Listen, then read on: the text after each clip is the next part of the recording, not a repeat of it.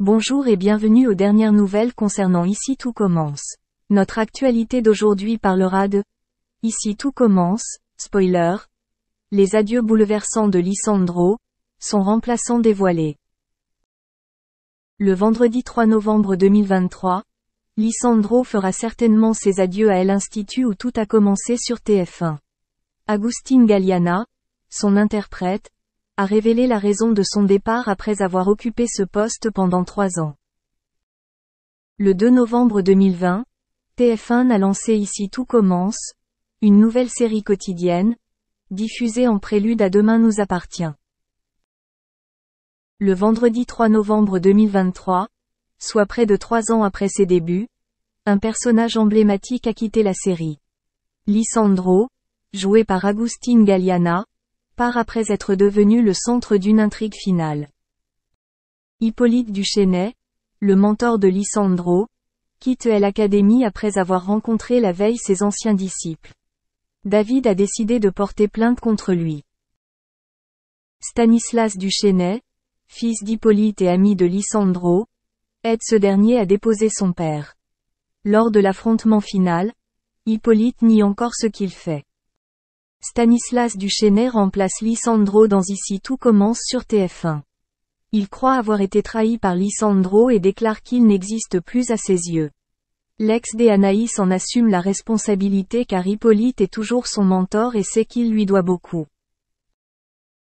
Après ce départ, Lisandro et Stanislas rencontrent Tessier.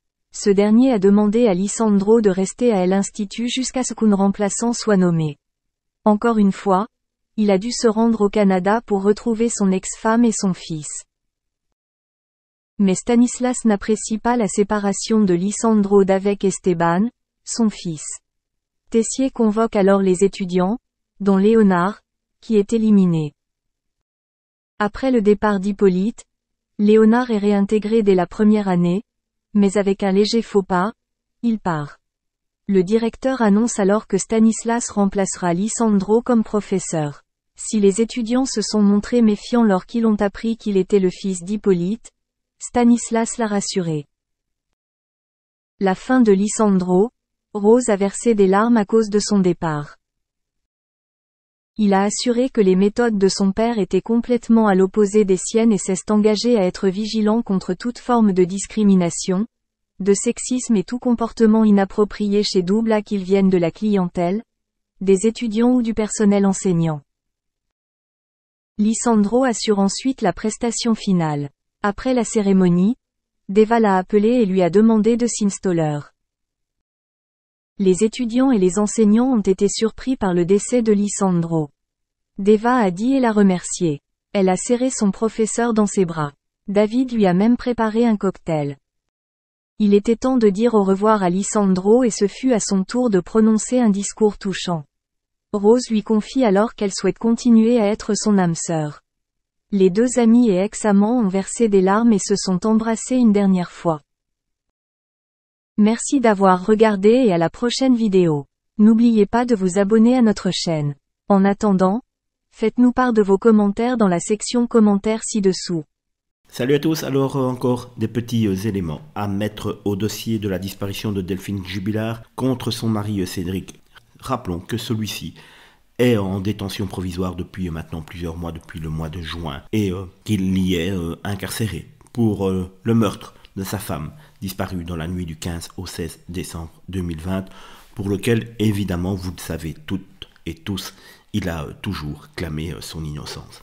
Lors de son deuxième interrogatoire, Cédric Jubilard aurait reconnu avoir donné des petits coups de pied aux fesses à son fils Louis, et qu'il ne savait pas comment le prenait Delphine.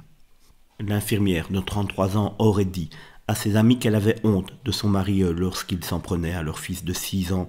Il faut évidemment mettre toujours cela au conditionnel, car les paroles des uns sont souvent contredites par les paroles des autres. Interrogés par Paris Match, des amis de Delphine Jubilard ont indiqué que le petit garçon du couple était régulièrement frappé par son père. Il recevait son lot de branlées, fessées et coups de pied très sévères, ont affirmé les 3 jeunes femmes. Loin de vouloir défendre Cédric Jubilard, ni de trouver cela normal de donner une fessée à son gamin, on ne peut tout de même pas dire que tous ceux qui ont donné des fessées pour punir une bêtise de leur enfant se sont retrouvés derrière les barreaux pour le meurtre de leur femme. Donc tout cela est sans doute peut-être véridique, mais à prendre avec des pincettes, et cela ne fera pas pencher la balance d'un côté ou de l'autre. Cédric Jubilard a admis avoir donné parfois des petites calottes derrière la tête de son fils, mais qu'il n'avait jamais été violent. Anne, une amie de Delphine Jubilard, a raconté au journal Le Parisien. À 3 reprises, je l'ai vu subir des fessées très